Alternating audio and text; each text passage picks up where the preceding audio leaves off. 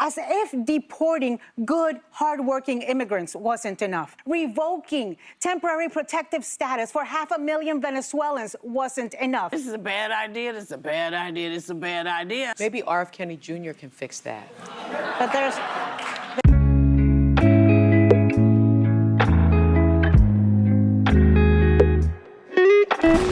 The View is furious that Trump keeps winning. In this latest episode, they express just how pissed off they are at Donald Trump's tariffs. And in an attempt to slander the country because that's what they do, they hate America, Sunny Hostin accidentally ends up endorsing RFK, which causes the crowd to boo her. As always, like the video and subscribe to the channel, but where I want to start is with Ana Navarro, saying how offended she is that Donald Trump threatened Mexico, and playing right into racial stereotypes by saying how dare he raise the price of her tequila. Watch.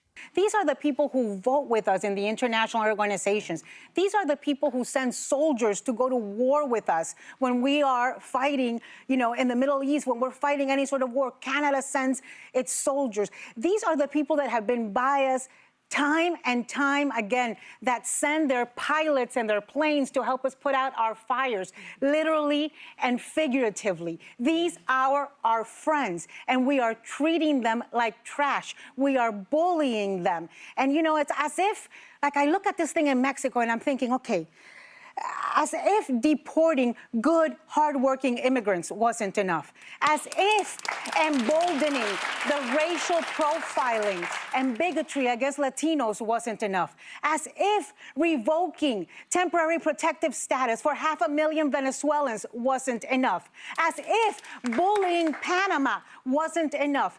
Now he's going to tax our tequila and avocados? Yeah. I just don't understand the philosophy that we ought to let Canada and Mexico take advantage of us because we've historically been friends. The whole migrant crisis flowed through their borders. The fentanyl epidemic flowed through their borders. But year after year, we consistently run at a $100 billion trade deficit with both countries just so they can be prosperous and grow. And we're the bad guys for saying, hey, if we're gonna continue to enrich you, can you guys at least step up border security so our citizens stop dying? I also find it so funny that these Democrats, when they advocate for illegal migrants to stay and pick the food at slave wages, they say, oh, who's gonna pick our crops? And it sounds starkly similar to the arguments that the Democrats were making back in the 1850s about their slaves. And they don't even realize the connection between the two statements. They're advocating for people to get trafficked across the border, mostly going through dangerous situations, and then work slave hours for almost no money, get abused by their employers because they know these illegal migrants have no recourse, just so they can get some cheap vegetables. But just like almost everything Democrats do in the name of trying to be virtuous and compassionate, it always ends up actually being racist and evil. Now here's where Sunny Hostin says one of the dumbest things I've heard come out of her mouth. And remember guys, this is the college-educated lawyer lady. And I'll just say, Mexico, Canada, and China together accounted for more than 40% of total U.S. imports last year. But more importantly, Canada and Mexico are the top buyers of U.S. exports in more than 72% of all export categories. 72%. We send our stuff over there. So now if there are these tariffs, that's going to cause problems, billions of dollars of problems. And if the tariffs, if they in turn return the tariffs, let's say it's your coffee, you have a coffee store, and you're going to sell a cup of coffee, and your coffee is $5. We know how expensive coffee is, right? Yeah. You sell coffee for $5. Now the coffee beans coming in from Mexico are now $5 more. You think if I own that shop, I'm going to eat that $5? No. Your cup of coffee just costs $10. Well, and that's the deal. Sonny, So your $5 cup of coffee, when it gets hit with a 25% tariff, is now $10. She is the poster child for why college is a scam. College allowed a whole bunch of dumb people to get a piece of paper that makes them feel good about themselves, essentially a participation trophy, and then they trot around the world with their chests out with such an ego that they're better and smarter than everybody else. I think about Sunny Hostin every time they mention that Kamala Harris won the educated vote. It doesn't sound as good when you say Kamala Harris won the Sunny Hostin IQ vote. And people comment and ask me, why do I watch The View? And I only do it because they are positioning themselves as some sort of credible news talk show. This is the message that the other side is receiving. This is where they're getting their information from. And it's important that we understand that so we can either, one, help educate the people that we care about, or two, fight back against this rabid stupidity. Art of War, Lesson 1, know your enemy. If this was just some mimosas and brunch kind of show, I wouldn't even bother. It's that they pretend to be a credible news source. They sit with real politicians and try to discuss political issues. So people on the left see them sit down with the senator and then must assume that it's a solid source of information and then end up getting brainwashed and radicalized by their propaganda. Now, Whoopi chimes in with her ancient wisdom and explains why we're actually the bad guys for asking our neighbors to be better neighbors. Watch. And Canadian citizens showed how they felt about these tariffs at NBA and NHL games over the weekend. Take a look.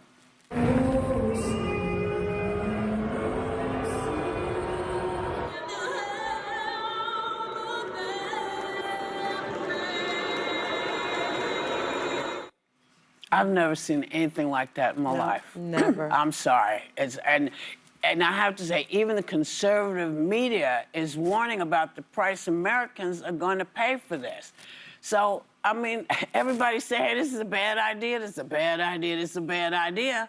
This is the entire problem with the virtue signaling left. They want everyone to know how good they are, how kind they are. They care so much about what other people think about us. They want people to like us so bad, even if it means getting taken advantage of. I don't think a high schooler cares this much about what other people think of them. Whoopi's saying we shouldn't ask our neighbors to increase their border security or increase the trade balance so it's kind of a little bit more mutually beneficial. If it means that some salty Canadians are gonna boo our national anthem, oh, poor us. The NHL, the NBA, these are majority American leagues. If they don't like us that much because we asked for fair dealings, then why don't they leave? Start their own basketball league, start their own hockey league. I mean, those are their sports to begin with. But no, they like the money that being buddy-buddy with America brings them. So now that we have a president who doesn't allow us to get walked on, you don't want to be our friend anymore. It was only cool when we were getting screwed over. Again, if that's the way they really feel about us, then they're no friend to begin with. If I had a friend who was only my friend because I paid for his food and I paid for his rides and I paid for his fun, and then the moment I ask for him to chip in a little bit, he acts like I'm the bad guy, I would drop that person so fast. Now, Alyssa comments on Trump cutting this ridiculous and frivolous foreign aid, and usually she's pretty spot on, but in this particular moment, she is dead wrong. Watch. And what makes America the most powerful nation on earth is that we have friends and allies. And it's because we engage in international trade, we don't bully our friends, we show up and give international aid. And if we stop doing that, which is what I feel like Trump is leaning into, I'm not saying that that's fully what he's doing yet, we're ceding our role of global superpower to China because they will step in, they will show up, and they will be friends to the people that we're giving not a nice signal to in Canada and elsewhere. The excuse that we should just keep writing blank checks to foreign countries, otherwise China's gonna do it, isn't a good one. The reality is all the countries that would make for good partners we're already partners with. These impoverished, politically corrupt third world countries don't make for good partners. They don't advance US interests. China comes in and says, I don't care about environmental regulations. I don't care how corrupt you are. I don't care how oppressive and violent you are. I'll give you some money. And they've already been learning the hard way from their Belt and Road Initiative that those kind of countries have politically corrupt politicians and they steal all the money and all of your infrastructure projects never even get built. So yeah, I'm sorry to tell you, I don't really care if we stop sending free medicine to South Sudan while we have American citizens here who are struggling. If China wants to go write blank checks to all these third world countries in the name of increasing their influence, then let them get their money stolen, not us. Now, this is the peak of the episode where Whoopi Goldberg is talking about why countries don't accept our foreign exports because our food is full of crazy pesticides. And this is where Sonny accidentally endorses RFK, causing the crowd to boo her. Watch. We also like to point out that there is a reason people don't really take a lot of our things that we export, because the quality of what we put out has not always been the best. When we look at what's in our foods, other countries won't accept food from us if it's chock full of the stuff that preservatives and shelf we allow to stabilizers. go through. So you can talk about making American and building American, but that also requires that we make big changes as to how we do things. Maybe R.F. Kennedy Jr. can fix that. But there are other. That is what you call a Freudian slip. Yeah, that's exactly why we need RFK, because our food sucks. It's poisoning the citizens, and no other country wants to take it. But they've been so brainwashed and keep repeating the same message that RFK is bad and dangerous, that when she accidentally let some common sense slip out of her mouth, the crowd was so confused. Wait, what do you mean? You've told us he was a bad guy. Why would you say he's the guy to fix this? And you could tell she was trying to say it kind of sarcastically, and then halfway through she realizes, oops, damn it, I made some sense. Now I look like an idiot. That's why part of me can't really tell, is Sunny Hostin actually that stupid?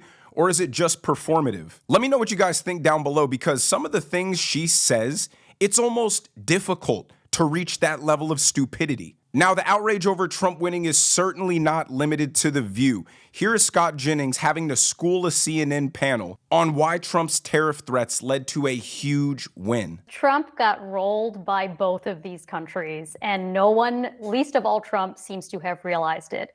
Both the leaders of Mexico and Canada have agreed to do what they have already been doing.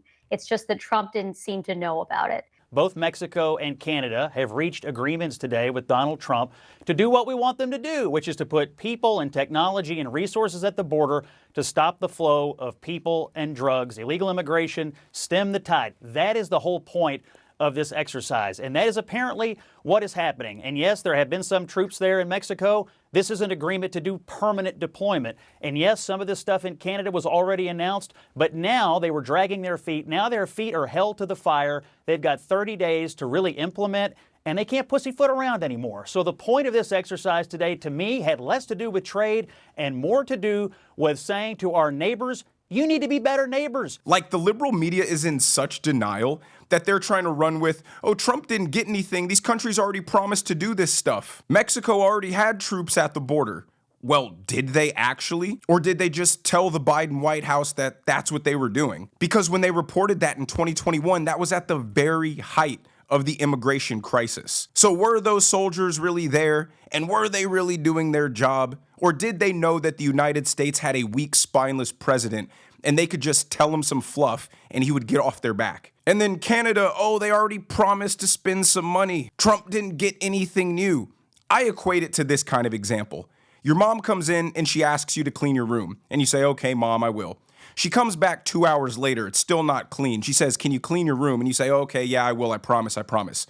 She comes back 3 hours later. The room still is not clean. And you say, no, Mom, I am committing to cleaning my room. I promise you I will clean it. And 3 hours later, your dad comes home, leather belt in hand, barges in your door, takes your phone, takes your video games, takes your TV, turns off the lights, gives you a candle and the Holy Bible to read, and he says, this is going to be your life if you do not clean your room. That is what Trump did. Oh, yeah, you can announce you're going to spend $1.3 billion, but when are you going to spend it? When are you going to implement it? And on top of that, they added a fentanyl czar, 24/7 monitoring of the border, $200 million extra in spending, and a joint task force with the U.S. And that just illustrates even more why Canada and Mexico are bad partners. Why did it take Trump threatening to crash your economy for you guys to actually just help and do what you said you would do? Again, these Democrats don't live in the real world. They live in a delusional, made-up utopia in their head where world leaders ask nicely for things to get done and other world leader just happily accepts because kumbaya and unity. Instead of opening their eyes and realizing, no, Canada and Mexico were slow walking, doing anything about this.